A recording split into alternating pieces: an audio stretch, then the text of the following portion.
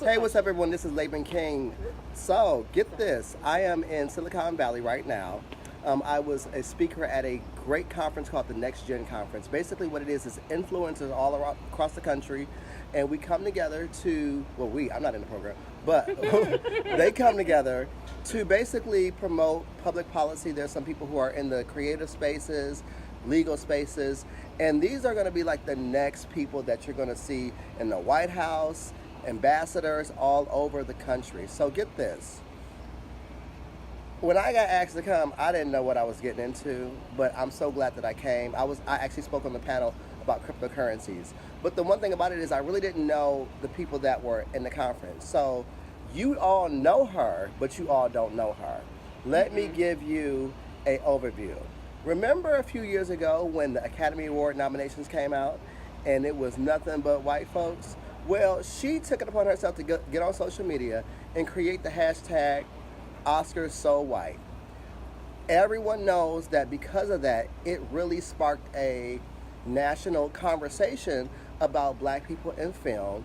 And not only that, the next year, we saw so much diversity with the the Academy Awards. I remember Moonlight was nominated that next year and some other people. So, her name is April. Say, what's up, April? Hello, everybody. So, to me, you're an example of someone that so first of all, she does not work in the film industry at all. So this is just, a woman who used her cellular phone and got on social media and just really brought awareness.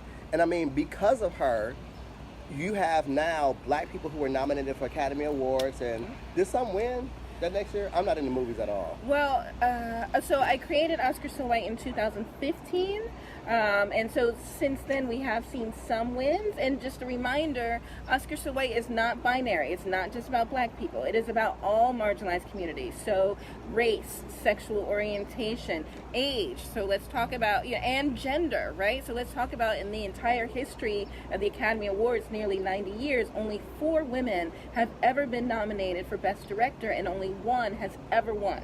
And you can't tell me that there have not been talented directors out there.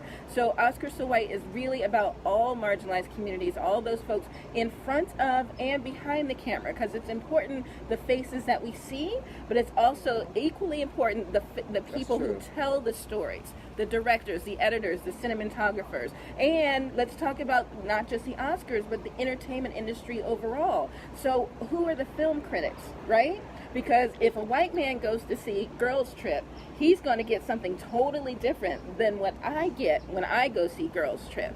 The directors, right? It's incredibly important. You talk about editors. People don't think about editors, but if the director says, okay, we're going to shoot this shot, and they shoot it 37 times, it's the editor who says, we're going to use take number 17. So his or her frame of reference is just as important, because that's what's going to end up on the screen for us consumers. Now, the year that you started the hashtag, 2015, there was a black woman who was actually the head of the Academy Awards. Cheryl Boone, the president. So, did you get any response from her, or? Nope.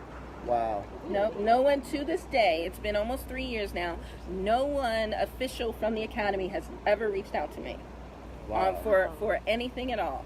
But what Cheryl Boone Isaacs did do, to her credit, is commit to doubling the number of people of color and the number of women within the Academy by 2020. So what we've seen in the last couple of years is the people who have been invited for membership are much browner, are much, are more female than they have been in the past. Why does that matter? It matters because those are the people who actually nominate the films initially, and those are the people that vote. So again, what we know is that the Academy membership is, on average, older white male. The average age is in the 60s, and they're typically white men.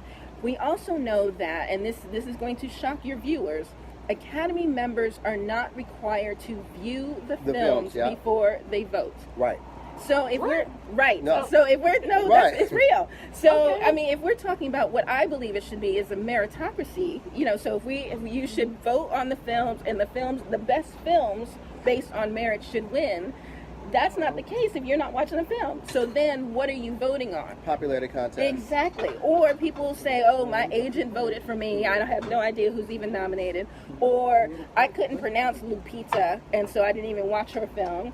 Or, as in my mind, as we saw with Al Pacino in Scent of a Woman, you know, and maybe even Leo DiCaprio, they're fantastic actors, but they have been passed over for so many times that they were like, okay, this is sort of like the Lifetime Achievement Award. Right. Because Al Pacino, how are you going to give it to him for Hoo-Ah in Scent of a Woman, but not give it to him for Serpico and Dog Day Afternoon and Godfather 1 and 2, right? And so that's why it's important who is sitting as a member in the Academy too, who can say, hey, no, we're going to go watch Beasts of the Southern Wild. We're going to go watch A Wrinkle in Time and ensure that at least they get their shot, and then let the chips fall where they may. Now, I worked in the music industry, as you a lot of you know. This year is actually the first year ever that I believe Album of the Year for the Grammys has no white people That's right. in that category. And now that I have met you, you can somewhat be the credit of something like that. Because, I mean, at the end of the day, you brought awareness to, like, the Grammys is the equivalent of the Oscars when it comes to the music industry. Exactly. And you brought awareness to that. Now, my question is this. Do you think, as African-American artists, that we spend so much time trying to be a part of these mainstream awards that we neglect our own? Or we should, you know, do you think that we should focus on more so creating our own equivalent to an Oscars or to a Grammys, or even respecting an NAACP Image Award or a Soul Train Award to that same stature? Right. I get that question a lot. And, you know, why are you looking for validation from white folks, basically, is the question. And I believe it needs to be both and, right? As of now, for better or worse, the Oscars are seen as the pinnacle of film. And what you want, and I don't care whether you are a fry cook at McDonald's or you are the CEO of Google, you want recognition from your peers within that industry. And so for right now, that means a Grammy for the music industry, that means a Tony for the stage and Broadway industry, and that means an Oscar for the film industry. Now, unfortunately, what we've seen in at least the last decade is black folks have gotten a little complacent and have removed themselves from the BET Awards, the Soul Train Awards. Remember, I mean, Soul Train had two different types of awards, like there was the Lady of Soul, right? Yeah, sure was. And regular Soul right, Train, yeah. and then there's so many other awards. There's the now they got a hip hop, you know, awards. Right, you know, and the GLAAD Awards, and so we see Essence. all of them. So what we see now is that the A-list artists are no longer patronizing those awards, and it's starting to change back. You know, the fact that Beyonce is sort of taking the lead in showing up to some of these means that people are getting back into them, and that's where it should be, because we should celebrate our own. But I think it really can be a both and. You know, what we've also seen, not just here in the States, but the BAFTAs, which is the British equivalent to the Oscars, they now have two specific awards that require diversity on the set before you can even get nominated. This was not in existence before OscarSoWhite. And now you see, like, even the Tony Awards and others make jokes about the Oscars now, right? So they may mention OscarSoWhite or Tony So Brown or whatever the case may be on stage. And so we can see a little bit of change in those areas. So let me take it a step even further, because a lot of people may not know this. So when you win an Academy Award or a Grammy as a performing artist, that is supposed to increase your pay. Supposed to. So what's happened in the film industry, it's almost, if you win, you won't be able to get any work afterwards, because a lot of studios don't want to pay that price that you're supposed to get now as an Academy Award winning artist. So can you talk about that a little bit in depth? Like, is it a benefit of us to win these awards, when at the end of the day you got a trophy but you ain't got no check coming in? Right. It really depends. For example, after Halle Berry won for Monsters Ball, she really hasn't had a huge role since then. And it's unfortunate, and I believe that is also tied to the fact that they are from marginalized communities, because, you know, white women aren't having any problem booking. Sure ain't. So I think that's the issue, even if they are award winners. And the sad part about it, when white women win, they still get that premium pay for their corny movies afterwards. Right. It's not like they're doing like a huge, like they doing some comedy about, you know, lost in the woods somewhere. Right. Carrying on. Meryl Streep is not having any trouble booking gigs. Absolutely not. Despite all of the, all of the awards. Now, she has earned them. I mean, she's a fantastic actress. But part of the issue is the agents and the studios themselves. Studios and networks, so talking about TV too, still see it as a risk to book artists of color and artists from marginalized communities, and to film experiences based on a particular community. And that's just false. I mean, what we know is Hidden Figures is now the highest grossing film to ever be nominated for Best Oscar. And that had 3 leads. Wow. Even if you talk about something like Straight Outta Compton from 2 years ago, or a couple of years ago, it had a majority, not only black, but unknown cast. And it was about a gangsta rap group from Compton, California. So you would think that would be a relatively small niche of folks that, to go see that film. But in fact, it did over $200 million worldwide. Girls Trip, is another movie that, that's a black film. Let's not pigeonhole our films. It is one facet of the black experience. But you're not going to call something like Star Wars a multicultural film. But when you think about Star Wars, had John Boyega, the woman whose name I always forget, and Oscar Isaacs, right? And so as a Latino, as a Latino in the lead roles, right? But nobody wants to pigeonhole that film. It's just a good film. And so what I've always said is that it really is about the story and who can pull that story off. And if it's great, anybody could see it. We saw Coco, the animated film about a young Mexican boy who plays a guitar for ghosts, right? That's a movie. Now, Coco, we've never seen Coco before. It's a completely new character. And yet that film outperformed Justice League, where you had Batman, Superman, Wonder Woman, Aquaman, all characters that we've known for decades. Why is that? Because it's a fantastic story. It is something we haven't seen before, and it brought in a different and specific community. But it was a fantastic story that we all could get behind, even if we were not members of that community. Cool. So the other day, I was talking to somebody, I can't remember who. Kevin, who, oh my God, he should be here because he's a film critic in Detroit, in DC. Mm-hmm. Damn it, Kevin. Anyway, right. So Kevin started the DC Black Film Festival, which I plan on going to. So we're talking about Get Out. Mm-hmm. What is your thoughts on Get Out? I personally, I'm not going to say that I didn't like it. I'm not going to say that I did like it. I think it's one of those movies for me that I need to see at home instead of in the movie theater, and I need to see it a few times because there's probably some things that I missed. Right.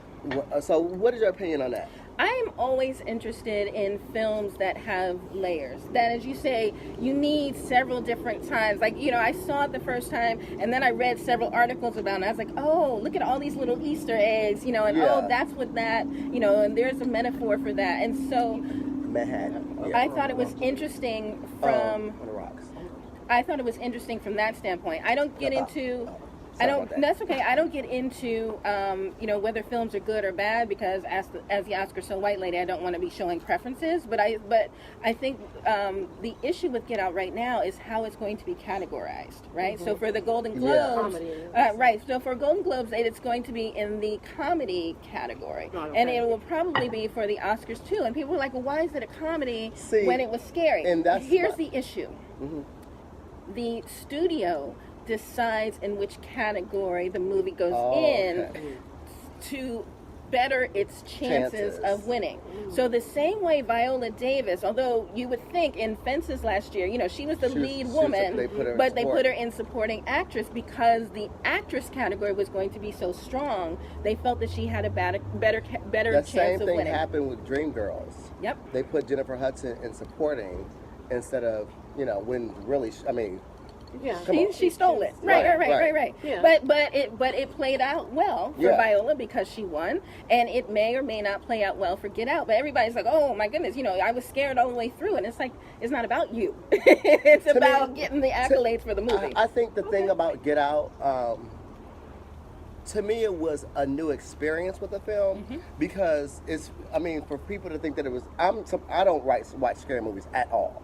I can't have that in my spirit. Just can't.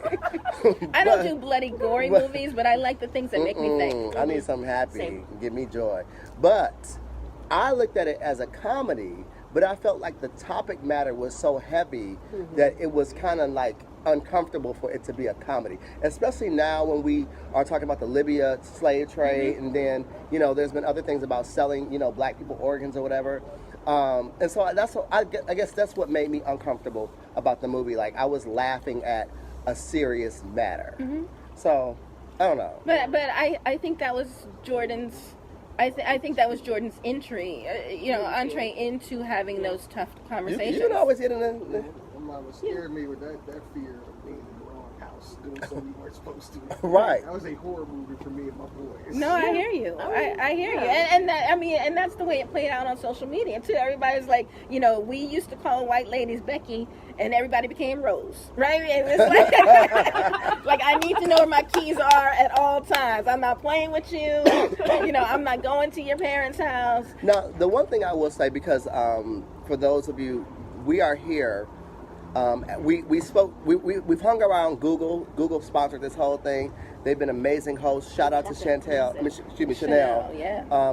curated this whole thing. Chanel Hardy Of Google. Shout out to Lyft for the free rides. Shout out to Seasons. YouTube for this amazing carry out. God bless. He's so shout real. out to the Four Seasons. Yep. So YouTube, part of Google. YouTube, yep. So the thing that was really interesting for me, because I worked for myself for a very long time, so I've been in my own world doing my own thing. I really didn't recognize that so many companies are investing in diversity, outreach, and just like, I mean, I was kind of like during the whole sessions, I was like, wow, like you have a diversity department and this and that. Because, you know, with my company, I don't got to worry about that. You know what I'm saying? So, you know, just explain to me about, like, I guess, the importance of nowadays having diversity departments in companies, and what it brings to a company that may not have, you know. Right. Yeah. It's crucial, but it's got to be more than just lip service, right? And so you say you don't have to worry about it. Well, no, you don't, because you are the CEO of your company and you are a person from marginalized communities. So you know what it means to be the only person in the room. And I'm sure that you've staffed below you so that your company is more representative. When we have, you know, and we can talk corporations, we can talk studios, we can talk networks. When you got, Senate. She said Congress. Because So White came after Well, I Oscar mean, So White. right. No, it's real. But when you've got... Especially after that picture that was taken with the those incoming class, right? And it looked like a scene from Valley of the Dolls or something. I don't know. But Right. when you've got older white men at the top as the decision makers, everybody operates from their own frame of reference, right? So that on its own is not bigotry or discrimination or racism, because we all have it. Even folks, you know, even black and brown folks, we all have our frames of reference. We all have our implicit biases. But you have to step out of your own bubble, right? So you can pay the lip service. You know, I do consulting on diversity and inclusion issues, and okay, we're going to bring you in. And I make sure in my writer, I'm coming back in 6 weeks. And if you have not put in place best practices that we've discussed, then I'm going to light you up and let you know, because then I know that you just want to say that you're doing it, but you haven't actually done it. And there's a difference between diversity and inclusion. Those are two different things. Okay, explain, please. So you look at the Trump administration, and you could say that it's diverse. Because of Omarosa. Right, because of Omarosa and Ben Carson. But are we checking for them? Are we trusting them? No, because they don't have seats at the table. They don't have any power. Their words don't mean anything. That's where the inclusion comes in. Tell us how you really feel. I mean, you know, let's be real. Thank you. So that's the distinction. If you're inclusive, then you are ensuring. What's your name? Travis. Shout out to Travis. shout out to Yay, Travis. Travis. Yes. For this, Killing it at the Four Seasons, Silicon Valley. For this apple juice. Yes. Okay. It's almost 5 o'clock. Right. It's 5 on the East Coast. Right. Right. Yes. So inclusion is what we want to be moving toward. That stakeholders, decision makers, don't all have to be black and brown, because we don't want to get to a place where it's a quota system. But we want to make sure, let's talk about the film industry once again.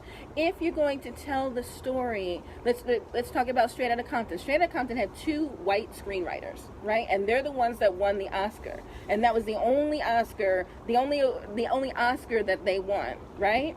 For best screenplay. So the question is, can you as a white person write a story about black people or about any marginalized community? Or as a straight person, can you write a story about the LGBT plus community? Yes, but you must ensure that you are bringing in folks from that community to consult, to make sure that you're getting it right, that you're using the right language, that you're using the right nuance, and then go forward with that film. That's inclusion, right? And hire those folks and pay them a decent wage, as opposed to just diversity. Oh, okay, well, we've got, a Latina as the makeup artist, and so we're diverse on the set. Can you talk about, so when you look, I know she's gonna jump in. Come on. Okay. You want to be on the camera? Okay, all go. right. Yeah. So anyway, can you just talk about when you look at a company's diversity and inclusion plan, and you see that they have somebody who's not at a particularly high level in the company who's in charge of the diversity initiative, and you don't see where there's anybody who's at a higher level who's accountable for that person's performance, and in fact they don't even have any measures, and they don't seem to have any specified goals. Can you just talk about what do you look for when you look at a plan that's actually crafted to result in real diversity and inclusion? Right. Who crafted the plan? Okay. And what the stated goals are, what the best practices are that are already in place, how much authority that person has with respect to hiring and firing, recruitment and retention, how long the plan has been in place and how effective it's been, and what kind of direct line does that person, typically somebody in HR, what line of communication do they have, to the actual decision makers to get things done once you realize what's going on. All of those things are factors. And then you look at, you can pretty much tell if everybody who is from a marginalized community is much further down on, in the rankings within the company, then you got to ask yourself why.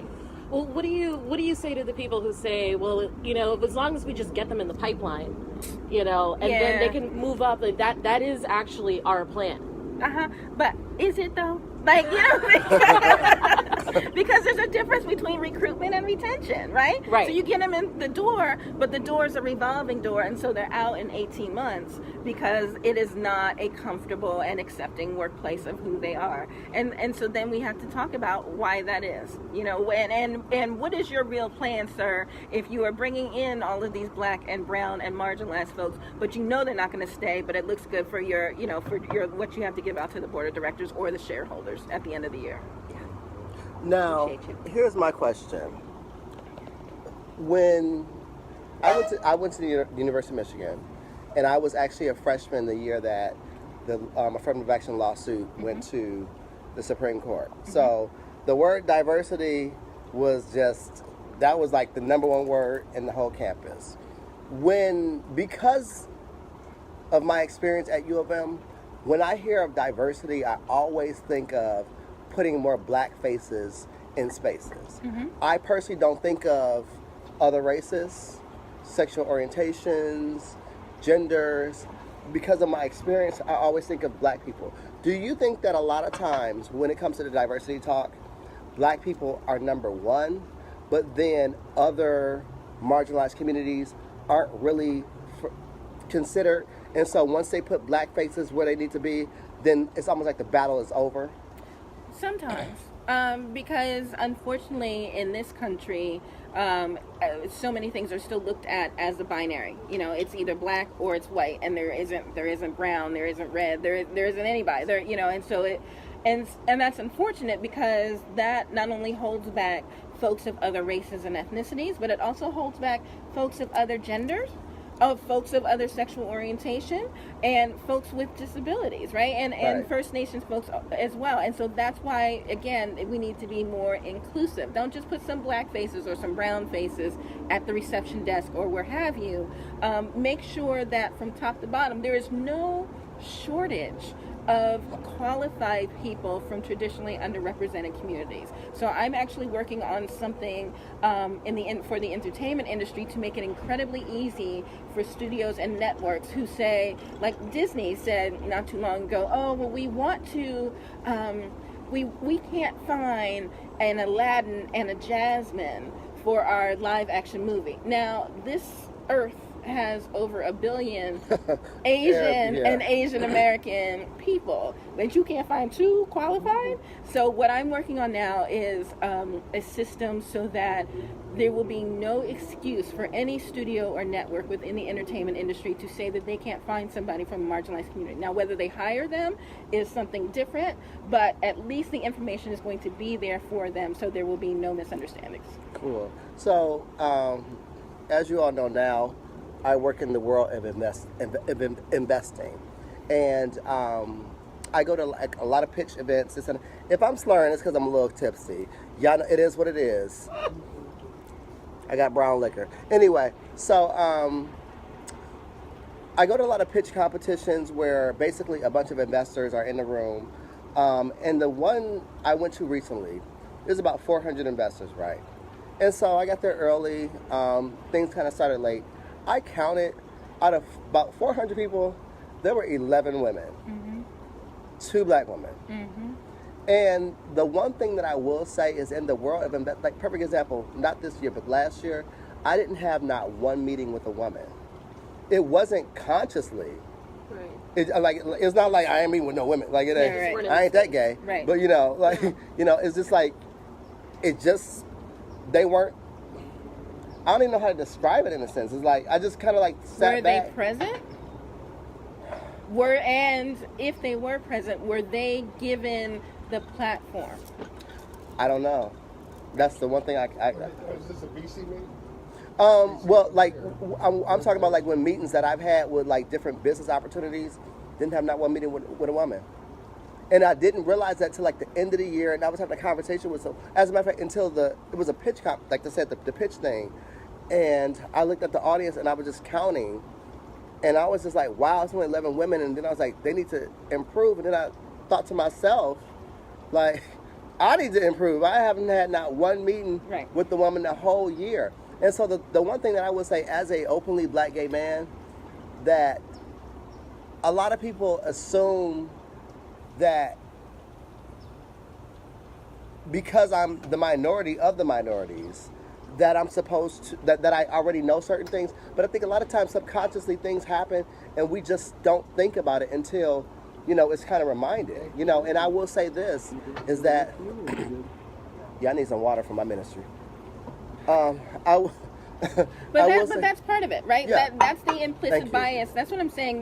We all have to get out of our own. Thank you, Travis. We all have to get out of our own silos. So as you say, as a black gay man, I mean, you can check off several of those marginalized community boxes, and yet none of us are as open as we should be to folks who are outside of our community, whether they're majority or they're also traditionally underrepresented. Because I will say this, like, I learned a lot, and it made me open my eyes about just coming here.